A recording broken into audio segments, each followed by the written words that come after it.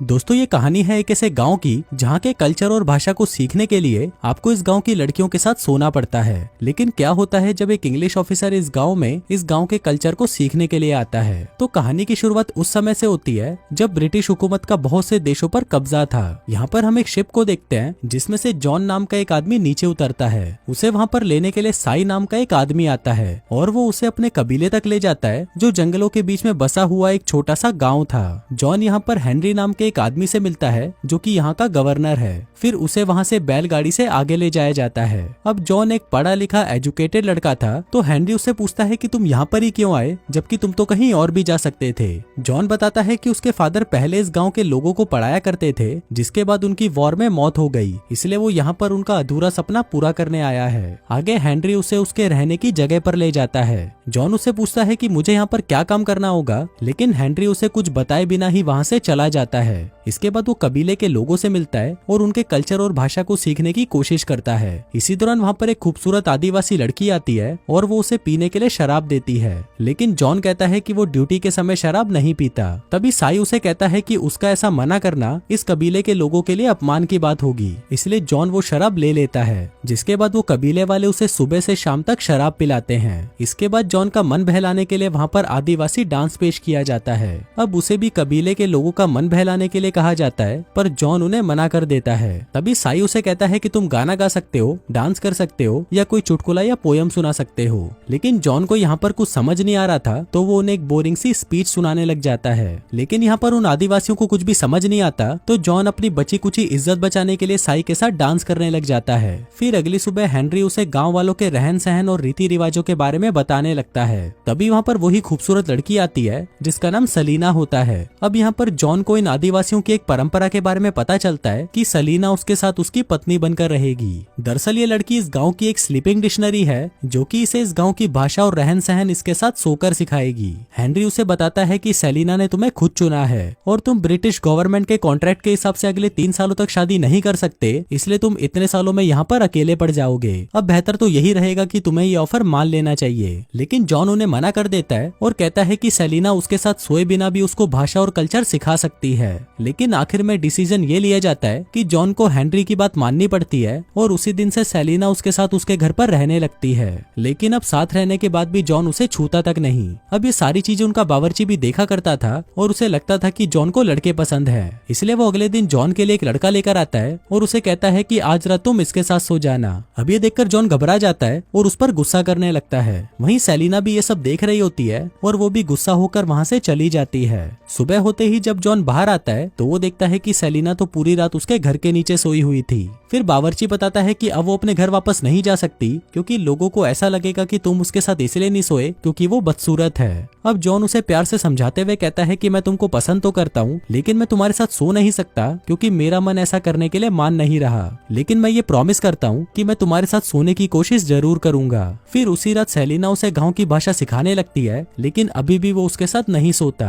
फिर एक दिन सेलिना उससे पूछती है कि क्या तुम कभी किसी के साथ इंटीमेट हुए हो, जिस पर जॉन कहता है कि नहीं और मैं ये तब तक नहीं करूंगा जब तक मेरी शादी ना हो जाए। सेलिना कहती है कि फिर तो शादी के बाद तुम अपनी पत्नी को खुश नहीं कर पाओगे क्योंकि तुम्हें इसकी प्रैक्टिस नहीं होगी। अब इससे तुम्हारी वाइफ तुमसे नाखुश रहेगी और किसी और आदमी के साथ अफेयर कर लेगी। अब उसकी ये बात सुनकर जॉन को हंसी आ जाती है। फिर अगले दिन से जॉन उनके गांव वालों से घुलने मिलने लगता है और उनके साथ उनके लोकल गेम्स भी खेलने लगता है। इसी के साथ रात को वो सेलिना से उसकी भाषा सीखता है। यहाँ पर जॉन उसे अंग्रेजी बोलना सिखाता है और वो उसे अपनी भाषा सिखाती है। इसी दौरान वो दोनों एक दूसरे के करीब आ जाते हैं और एक दूसरे को किस करने लगते हैं। अब इसी के चलते जॉन में भी जोश आ जाता है और वो उसके साथ इंटीमेट हो जाता है। अब इसके बाद से हम देखते हैं कि जब भी जॉन अपने काम से घर लौटता वो सेलिना के साथ इंटीमेट होता। फिर काम खत्म होने के बाद वो उसे अपने साथ सोने के लिए कहता है, लेकिन इस पर सेलिना उसे कहती है कि हमारी गांव की परंपरा के अनुसार अगर कोई भी लड़की किसी लड़के के साथ 5 रातों से ज्यादा सो लेती है तो उसे उसके साथ एंगेज माना जाता है और मुझे पूरा भरोसा है कि तुम मेरे साथ एंगेजमेंट तो कभी नहीं करोगे। फिर उसी रात गाँव में सरकार के कुछ लोग आते हैं और उनमें से एक डैनियल होता है जिसे कबीले के लोग कुछ खास ज्यादा पसंद नहीं थे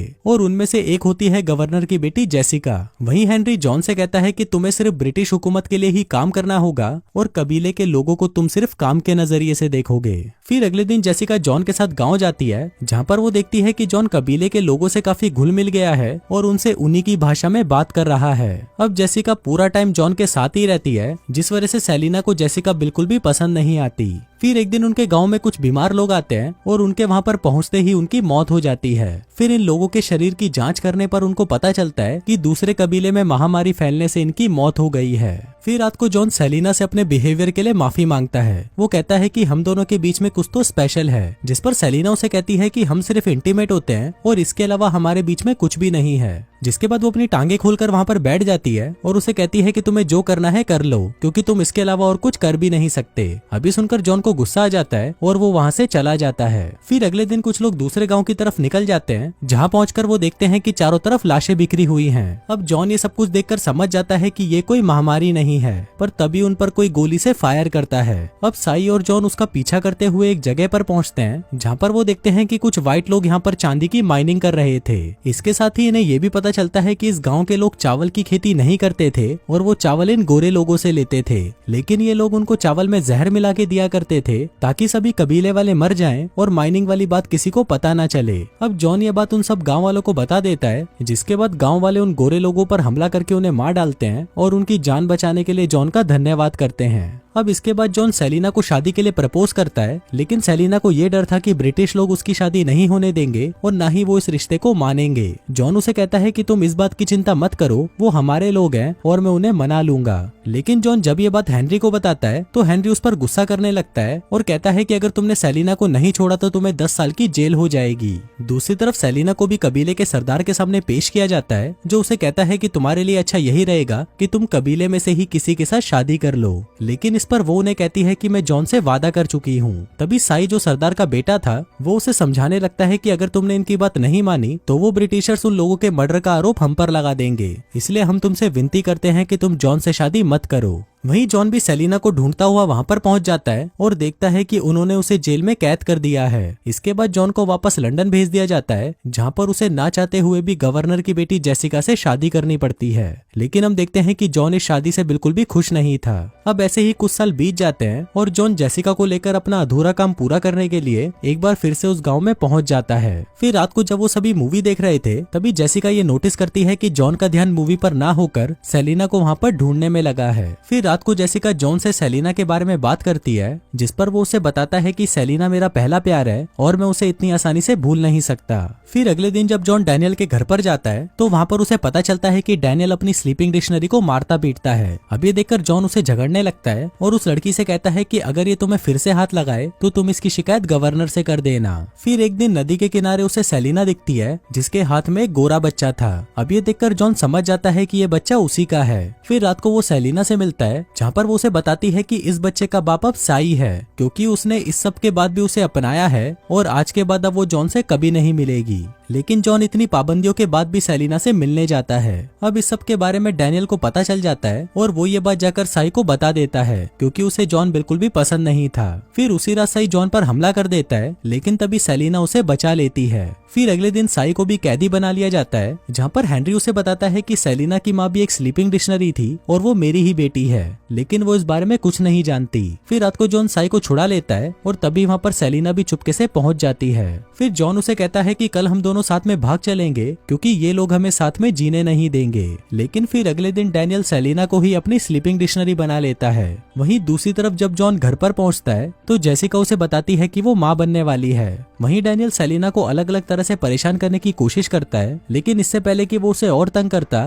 तभी वहाँ पर बावर्ची आकर उसे बचा लेता है। वहीं दूसरी तरफ जेसिका को भी पता चल जाता है कि जॉन वहाँ से भागने वाला है। वो समझ चुकी थी कि जॉन सेलिना से प्यार करता है, इसलिए वो भी उसे परमिशन दे देती है कि तुम उसी के साथ ही खुश रहो। उधर बावर्ची सेलिना को लेकर फेरी तक पहुंचता है, लेकिन जॉन अभी तक वहां पर नहीं पहुंचा था। फिर कुछ देर बाद जब जॉन वहां पर आता है तो बावर्ची उसे बताता है कि सेलिना को लगा कि तुमने उसे फिर से धोखा दे दिया, इसलिए वो ये गांव छोड़कर दूसरे गांव चली गई। अब जॉन उसे ढूंढने निकल जाता है और अगले दिन उसे सेलिना मिल जाती है। अब इससे पहले कि वो वहां से आगे जाते, डैनियल दूसरे गाँव से भी वहां पर पहुंच जाता है और उन्हें बांध देता है। जिसके बाद वो सेलिना के साथ जबरदस्ती करने की कोशिश करता है। अब जॉन उसे बचाने लगता है लेकिन डैनियल उसे मारकर नीचे गिरा देता है। इसके बाद वो जॉन को जान से मारने ही वाला था कि तभी कहीं से जहरीले तीर आकर उस पर लगते हैं जो कि वहाँ के गांव वालों ने चलाए थे, और ये वही गांव वाले थे जिनकी जान कई सालों पहले जॉन और सेलिना ने बचाई थी। फिर फिल्म के लास्ट सीन में हम देखते हैं कि जॉन और सेलिना उसी गांव में रहने का फैसला कर लेते हैं, और दोस्तों इसी के साथ ही ये कहानी यहीं खत्म हो जाती है।